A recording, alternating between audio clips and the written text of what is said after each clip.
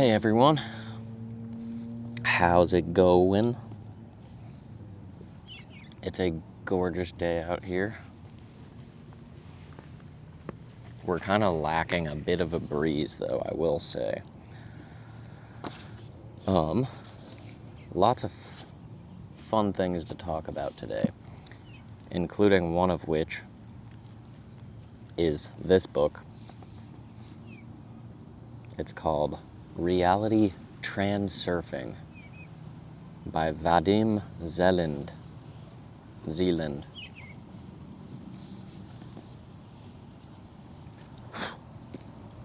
I don't quite know which, because I don't really know how to speak Russian, but it's a pretty interesting book. I'm about 20% of the way through it.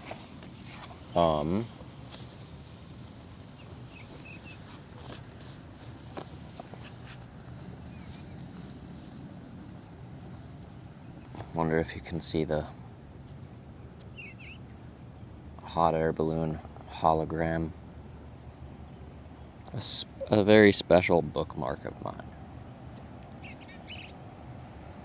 Given to me by a very special person.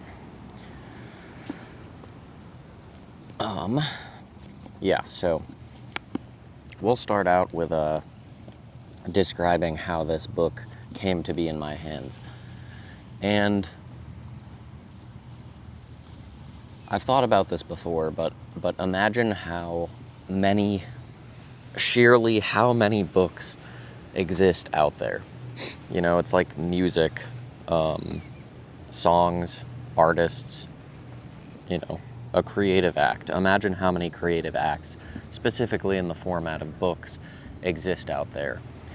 And say you're to live 100 years for a nice, even, long life. Good luck reading all the books out there. So, kind of a way I like to think of it is a lot of books aren't chosen by you, but the book chooses you. It's like if you've ever seen Harry Potter, which I hope to God you have, or if you've ever read the books, the initial visit that Harry makes to the wand shop, Ollivander's, Ollivander says, "This wand chooses you. You don't choose the wand." So, books, just lost my place. Books are the Muggle edition of wands. Perhaps.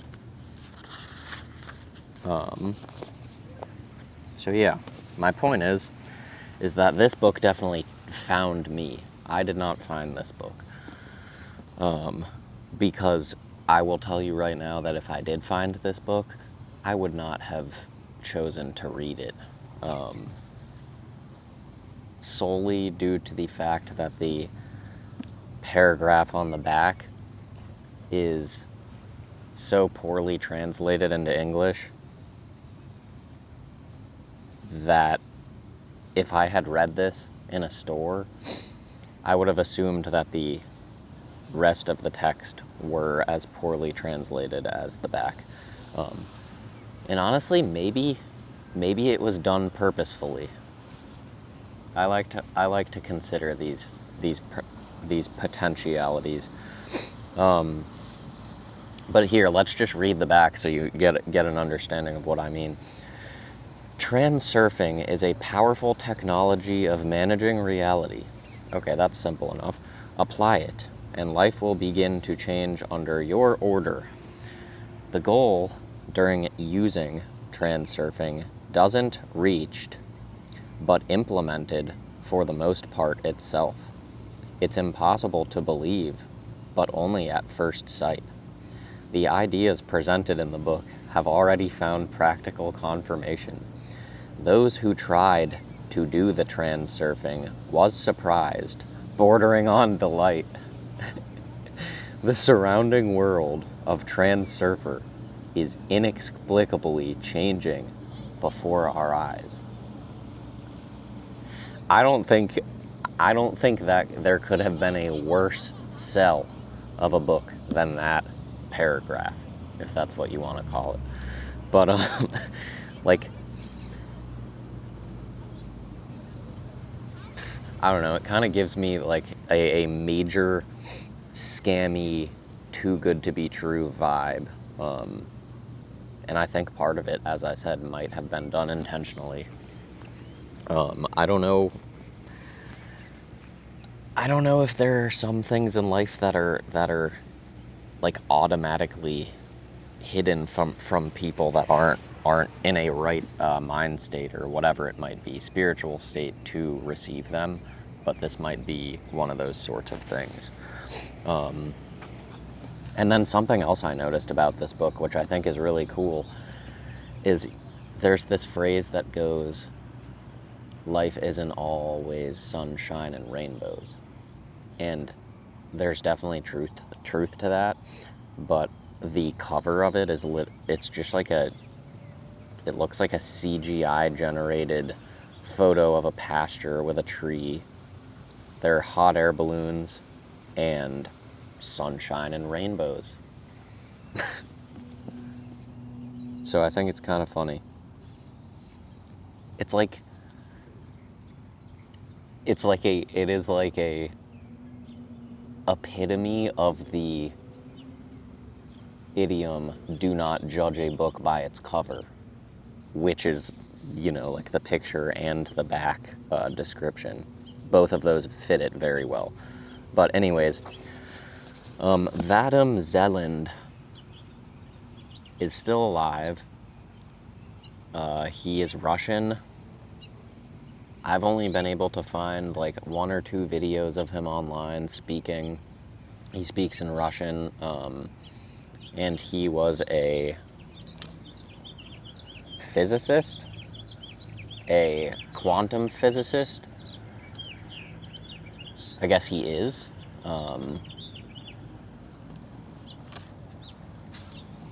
So, he's a scientist, a pseudoscientist, maybe. I don't know. Is all science pseudoscience until it's solidified? We get into these things in this book a bit, but anyways,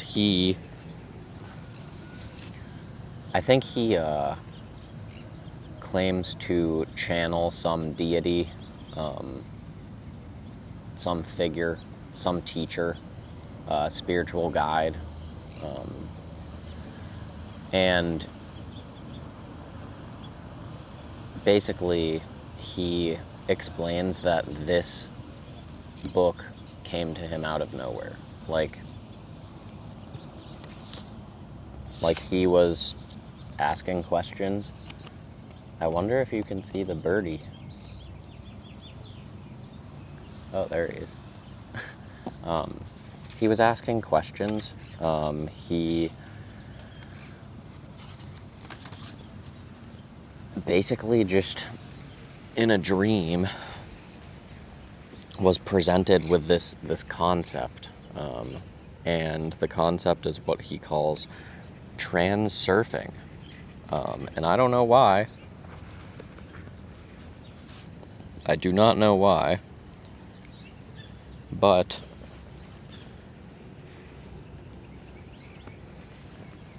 all I know is that 120 pages into the book, out of about 500, I think, a lot of the themes, topics, ideas are ones that I have come to experience in at least some capacity, but have not aptly put into words. I think a good number of the ideas that I've read about, I have aptly put into words. I'm in the process of writing a book, and a lot of these themes are in the same wheelhouse. And something I really like about this book so far, I think I'm on like chapter 7 or so, is at the end of each chapter, there is a summary page. So I'll go ahead and I'll read some of the summary items at the end of chapters.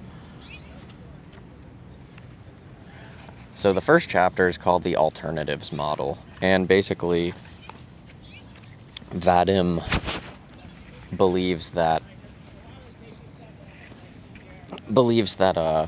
there are multiple different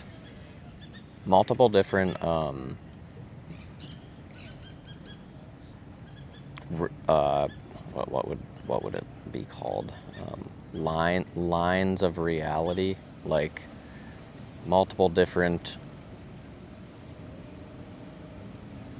lifelines, multiple different alternatives. He calls it the alternative space.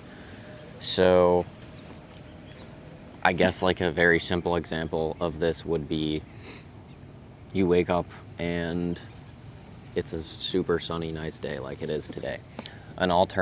Something that would exist in the alternative space is the possibility that you wake up that same day and it's dreary and rainy. And that's just a simple example. Basically, the alternative space is a way to describe outcomes which would differ dependent upon forces that cause you to stick within one circumstance, and one of those forces might be choice. One of them may not. Like, one of those forces may be conscious awareness and choice, and then another of those forces which guide us into alternatives would be subconscious programming, in simple terms. So for the first chapter, the summary items are as follows. Reality is manifest in an infinite variety of forms. Variability is the world's most fundamental quality. Any model of the universe represents just one manifestation of reality. Any branch of knowledge bases itself on one chosen aspect of the manifestation of reality. Materialism versus idealism. Like reality rooted in conscious thought, or reality rooted in physical material. Your choice is always realized. You always receive what you choose. And that's like one of those phrases where it's like, no shit, of course you do. I think a lot of people would say, well, no. Well, they wouldn't say that they do not get what they choose. They would say they do not always have the option to choose, which I think might be something that he's claiming does not apply as often as you might think it applies. Continuing, the alternative space is an information field recording all that was, is, and ever will be. So the alternative space it contains within it all possible outcomes, all of them. The information field contains potential alternative scenarios to any event. Each alternative has a script and scenery. Space can be divided into sectors, and each sector contains an alternative scenario of an event. The greater the distance between sectors, the more alternatives will differ. Sectors with roughly uniform parameters are arranged in a lifeline. Material realization moves through space like a bundle of density. The radiation of thought energy materializes an alternative. And basically that's what he's saying there, is that your thoughts radiate energy. So if you are someone who's negative all the time, you're always critical, pessimistic, your thoughts will radiate that energy, and they will eventually materialize an alternative. So think of the example of someone who shifts from very negative thought energy to very positive thought energy, and you witness that change in that person over the course of however much time, and you notice that that person's life starts to turn around. Like, they begin to choose what they're experiencing, and it actually ends up happening. Every organism contributes to the creation of material realization. All organisms. And the way I like to describe that one, this is like a similar concept that I think of, is that we are one with the world. Like, we're born of the world. We're not born into it. We're born of it. Like, I'm made of the ground that I stand on. I'm made of the air. I'm made of the stars, whatever you want to call it. I'm made of the food that my mom ate when she was pregnant with me. It was grown of the ground.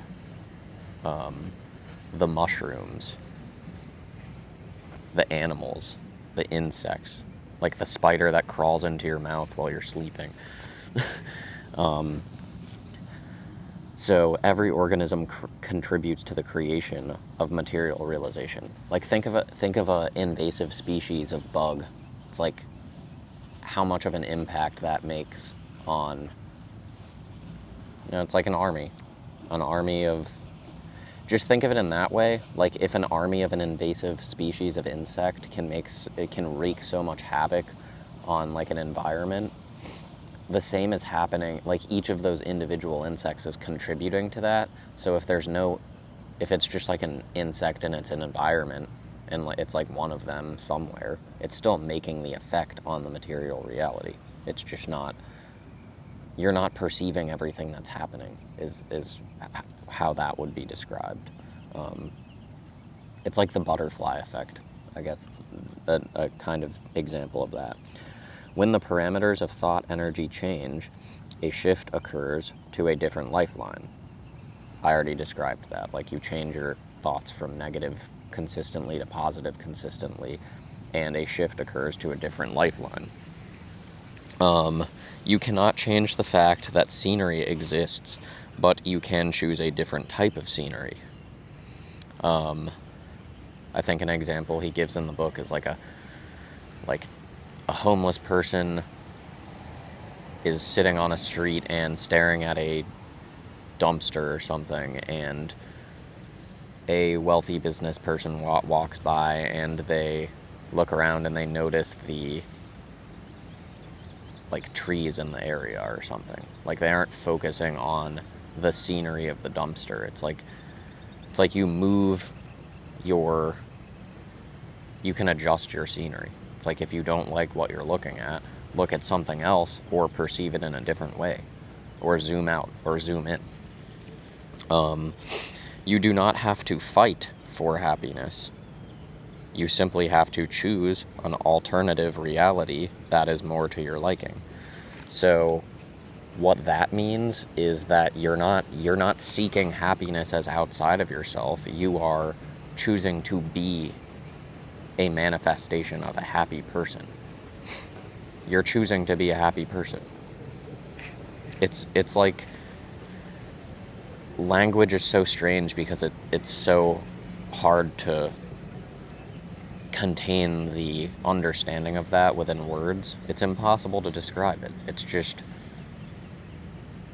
once you understand that happiness is not outside of yourself, you don't seek it. You just become a person who is happy. You dictate it, basically. It's like the dictation is essentially the choice that you're making. Alright. Chapter 2 is about pendulums, and I was reading through, strangely enough, this is where some cool synchronicity or overlap happens.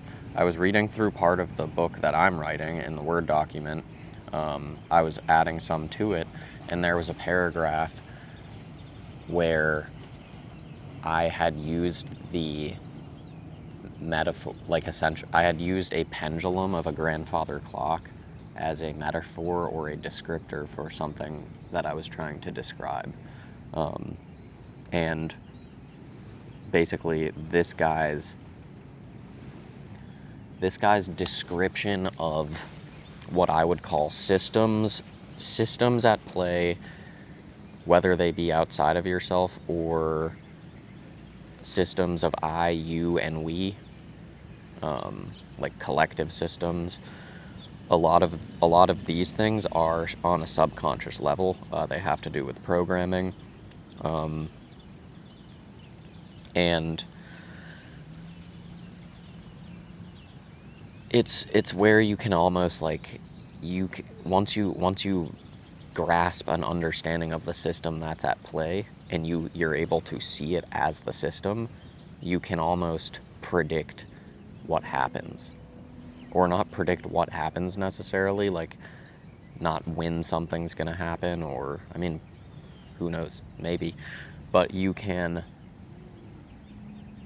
understand that there will be dynamics that continue to play out, because the way it's described in family systems theory is that, say you have a square or a rectangle. You have a rectangle and it's sitting flat on a fulcrum right in the center. And say you're a family of 4, and there is one family member standing on each of the 4 corners. And say Jimmy is on this corner here, and Jimmy goes to family therapy. Jimmy goes to therapy because he's having trouble with addiction or something. Jimmy goes to therapy because he's having trouble with addiction. Jimmy comes to understand that he needs to try something different, change his ways. And Jimmy lives in the house with Mom, Dad, and Joey. He changes his ways. And as he changes his ways, the weight on the corner changes. Or say he shifts to the side a little bit. Something about his position changes. He's playing his role. Like, the role of each family member is that they're on their corner. And he changes up his role, maybe he moves over a little. He throws the balance off, and the system goes out of balance. And when the system goes out of balance, this is Dad up here, this is Mom, this is Joey, they all start to compensate for the off-balance system, subconsciously and consciously, most likely subconsciously. So an example of that would be, Jimmy has, he's doing everything he can to address his problems with drinking or whatever, and he begins to change, and his change begins to alert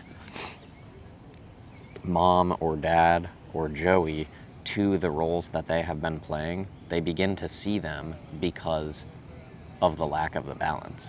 They're like, what's going on here? Why do I not have the inclination to act in such and such of a way when this is normally what I would do? Like, an example of it could be that Jimmy's mom is always on like a hyper-awareness lookout for what Jimmy's up to, because she knows he's always sneaking around to get high. And when he stops doing that, she's going to eventually subconsciously or consciously notice, there's going to be this desire to continue what was happening, even if it doesn't serve a role anymore. So, long description of pendulums in his word at play. And pendulums are these systems. They're these systems that they suck you in. You get sucked into them. It's like you get hired at a workplace there are all of these systems at play. There are all of these pendulums at play. And the pendulums are what you get sucked into, and there's no way to be free of them entirely. We are all a part of this collective, and you don't just get to disappear. It doesn't, you can off yourself, but other than that, you can't just go isolate and live separate from everything and everyone. It does not work that way. So we're all part of these pendulums. And some people make pendulums, or some people, like influential people, I guess, are an example of a pendulum. They create followings. They suck people into their ideas. And, you could say like an author who makes many good points, like a best-selling author who creates a lot of influence and a lot of people buy copies of this person's book. That person has created a pendulum, which is an action. The summary of this section is as follows. A pendulum is created by the energy of a group of people thinking in the same way.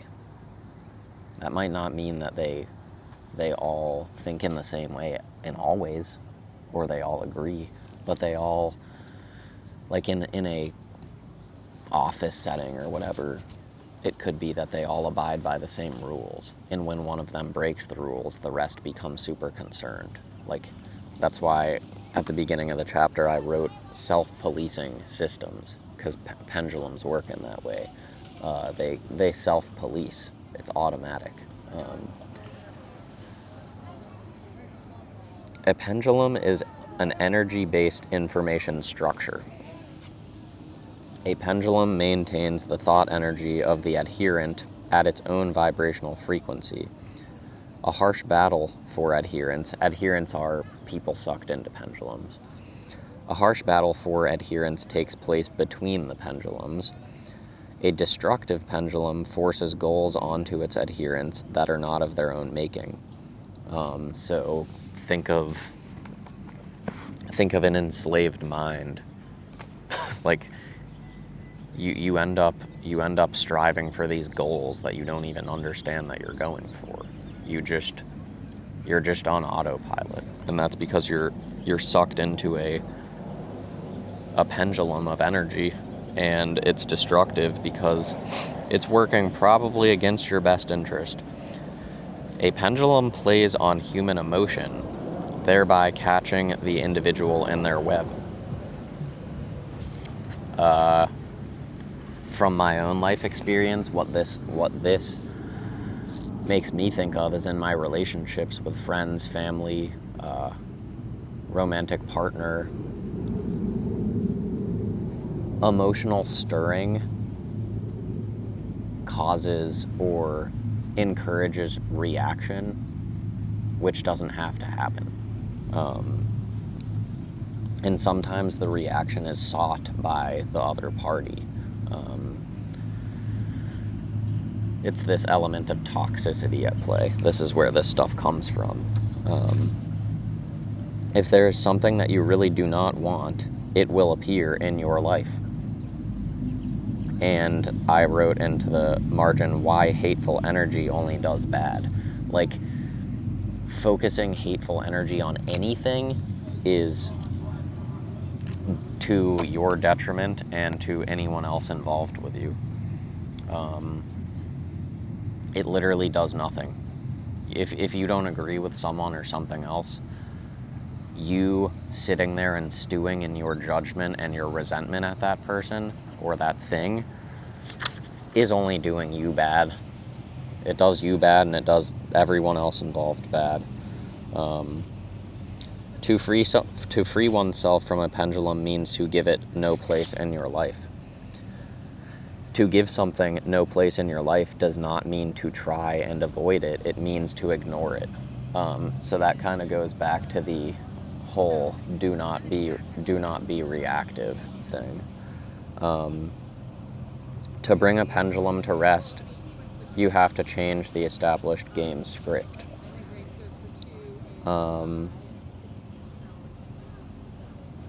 Positive visualization will gently bring the swing of a human pendulum to rest.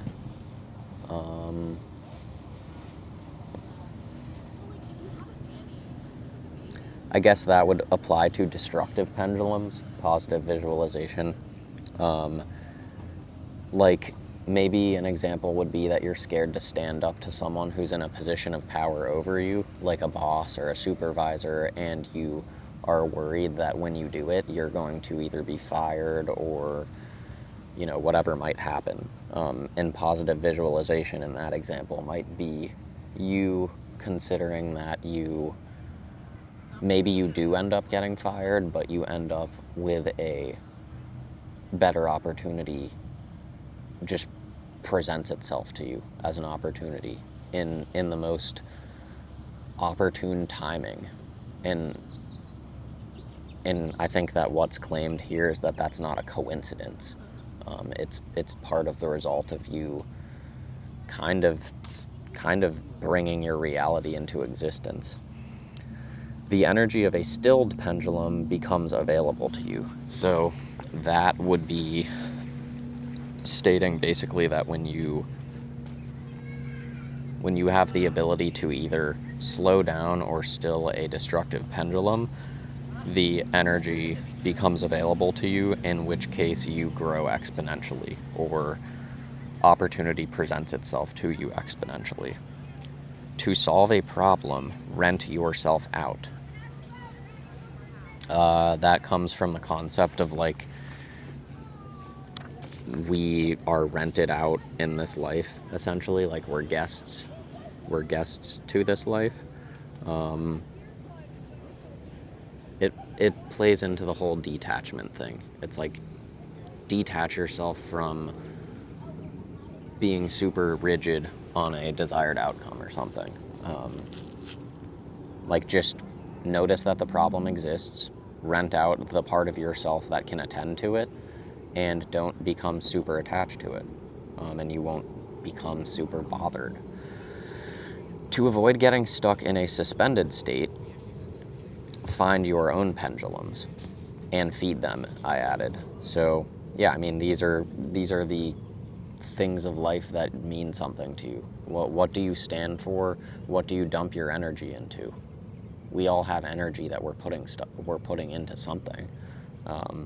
What are you contributing energy toward, essentially? You're either contributing your energy to destructive pendulums, pendulums of systems that don't serve you or that serve only others, or you discover something that you really want to put yourself into, and you in faith, you dump your energy into it. Where you're putting energy into your own ventures and your own passions and desires is a lack of energy that you can be putting into other destructive things. It's like you only have so much bandwidth of energy, so choose wisely, essentially. It is essential to acquire the habit of remembering what you know. That one is huge. Acquire the habit of remembering what you know. And I added in practice. And the reason that this one is massive to me is that I'm a human being with a brain. I'm a human being with a brain that I abused drinking and smoking weed for probably like 8 years, maybe 10. I'm 30. 8 years, probably about 8. Anyways, regardless of that, even if I didn't, we don't remember everything.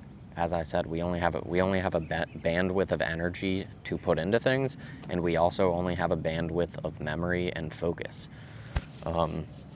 So it is essential to acquire the habit of remembering what you know. And how do you make a habit of remembering something? What would be an example?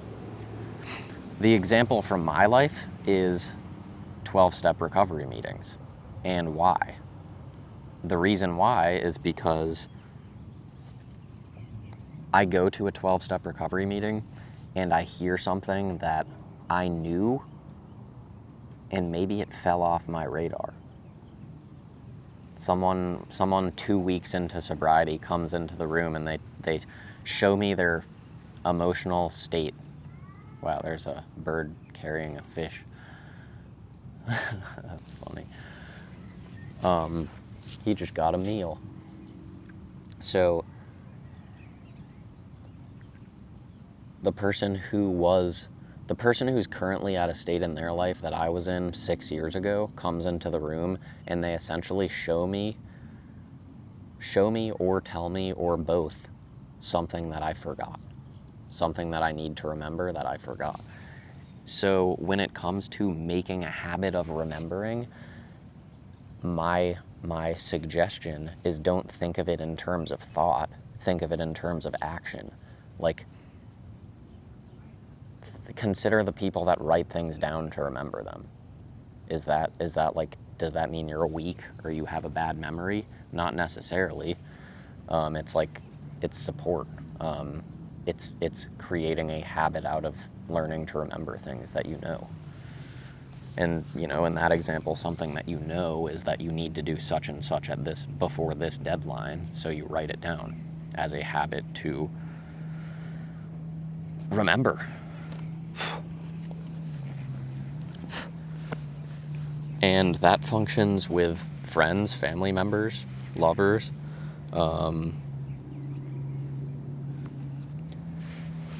of these things.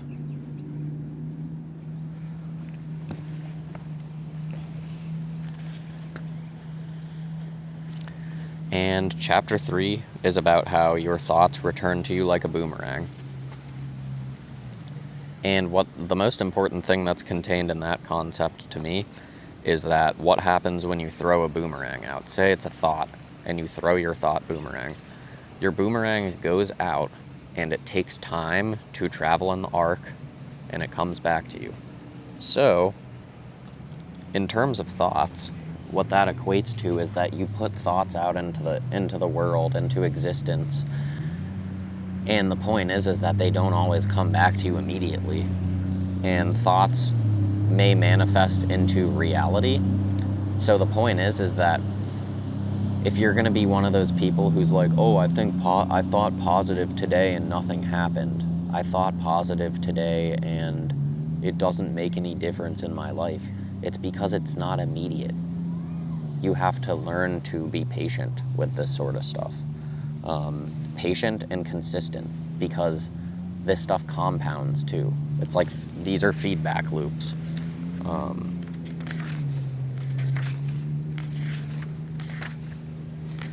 Summary. The wave of good fortune is an accumulation of favorable lifelines in the alternative space. So this is back to that feedback loop thing, which is the wave of good fortune. It's when these positive elements of living come together and compound, and they mesh into a powerful wave. And this is where you end up on favorable lifelines in the alternative space. You're having more strokes of good luck than the opposite. A cascade of good luck follows only if you have let yourself become imbued with the joyful energy evoked by the first stroke of luck. So that basically means you have a stroke of luck and you don't say to yourself, "Oh, well, that was a sweet chance." Like this what speaks to me, what comes to mind when I read that is you make your own luck. I always have heard people say that. You make your own luck. So that's just another way of saying that. Destructive pendulums will try to coax you away from the wave of fortune. So that basically is saying when you're riding that high or whatever, or you're in this positive feedback loop and things are going well, there will be these pendulums that you come across, these people, these systems, always will be there to coax you from the wave. So what's most important is that you notice when these are happening. And you can use these opportunities as practice. When you overcome dependence on pendulums, you win your freedom.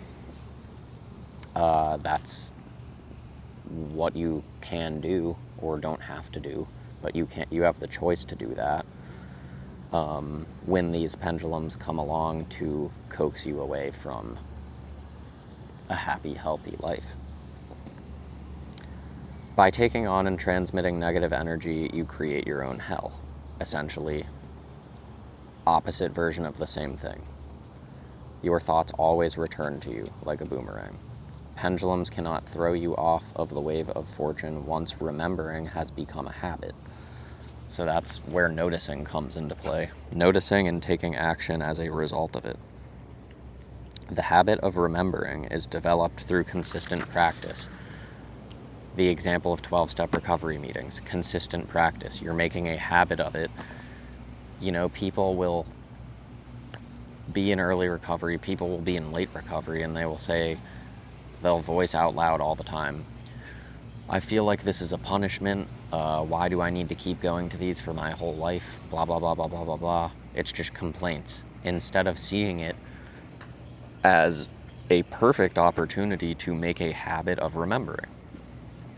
You go consistently, you remember something different every time. And it's like a cycle. You know, you'll remember something, you'll forget it 2 years later, you'll hear it again. You'll hear the same things over and over again, but it's fine. All right, chapter 4.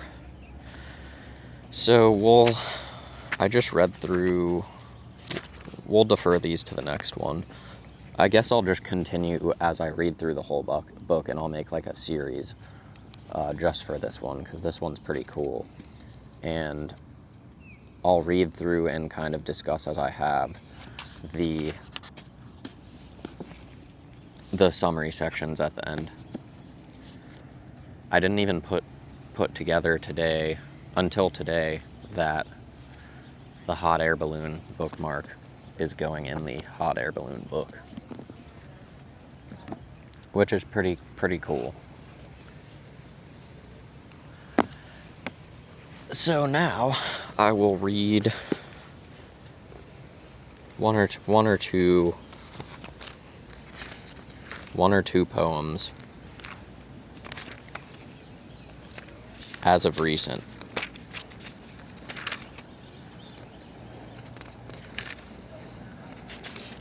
I find myself recently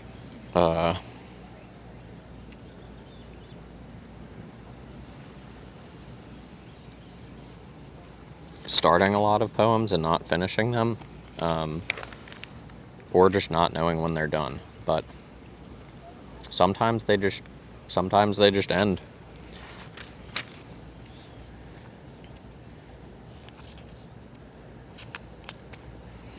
All right, this one is called To or To Not.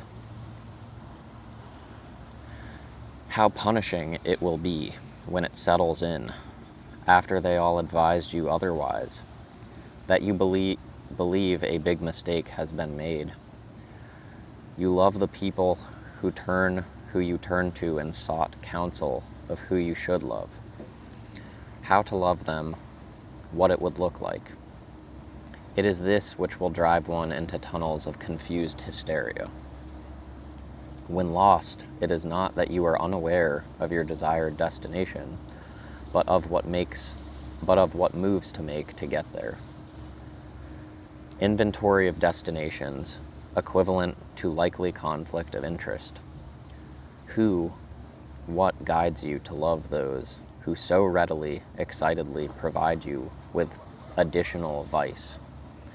How could an invisible force lead you astray less than these people claiming to have your best interest at heart, whom after displaying a lack of their very own?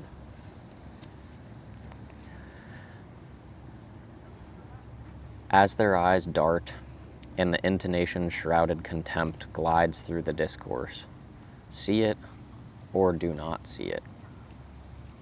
You will forever be required to muster strength of heart to choose what it is magnetized to. If you do not, keep the eyes peeled to identify your go-to methods for silencing its eternal beacon. Do it in gray. Defend your lame mind, who was granted golden child status by the clown show contest you analyze it with it. Cover your manicured head as you traverse the few raindrops gifted from sky while crossing a paved lot. You will cease to hear the violin's sadness. You will certainly fail to see the value of hue. What shuts down your heart as if it were a two-position circuit breaker? Another has let you down. Heart in on position, needed now more than ever. Divine guidance requires always a delivery address. Imagine the implications of a mistake that nobody but yourself can entice you to acknowledge. How much more and everlastingly painful will it be to pretend you do not see it? The flame will tell. Does the fact no one else may come to know even matter? Well, I put that one into Substack, and I definitely made some changes to it, so I'll link it, and we will, you'll be able to see the differences.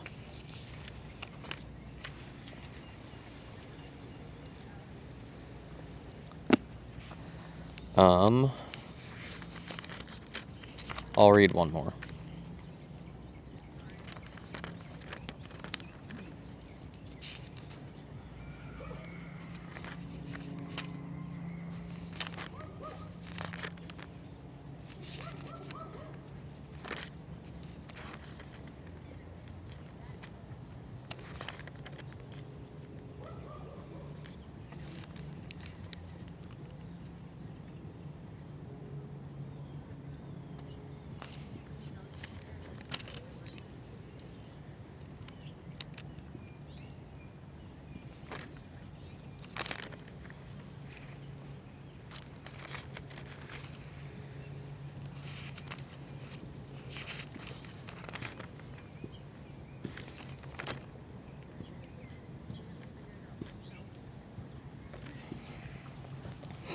Alright, this one is called Opposed in Chaos. And I don't know how to pronounce some of these names, but I'm going to do my best anyways. Gymnopedie, number 3, discovers the caverns of my mind, finds a nice soft place to rest. As of late, its home has been a prison of ones and zeros as electrical current imprinted upon a multitude of servers owned by the big players, one of which just parked his 250-foot yacht in my backyard. Born of it, this chaos makes for the sonatas, the Chopin, y escalera al interior, the many a waltz. It then becomes almost hard to believe, miraculous by effect, as the notes soothe and regulate. These are the pieces of wonder which will come to me in times of need, with some interspersed mayonnaise by the pumpkins and smells of spring pollen. I, unlike Whitman, sometimes seem to allow for intoxication by way of perfume. Adagio for strings, Op. 11, delicately explains to myself the implications of chaos, translates it into not such a bad word. I make a version of my face on a pancake with fruit, in need of some levity for sake of, let's call, balance. I wander the halls and I marvel. I think of the special kind of tomato I met last night and how freely and naturally she filled the space. I consider the willingly vulnerable creatives who are not afraid to befriend this chaos and then love it. These are those who sing the songs of heart and do not disregard but integrate the illusion with guidance of divine surreality. The two figures bounce around within the frame and upon contact become singular, then disappear. Wow, that one was kind of fun to read. All right. Well, that's all for today. We're going to get more into the transurfing. Until next time, choose love, be loving, and God bless.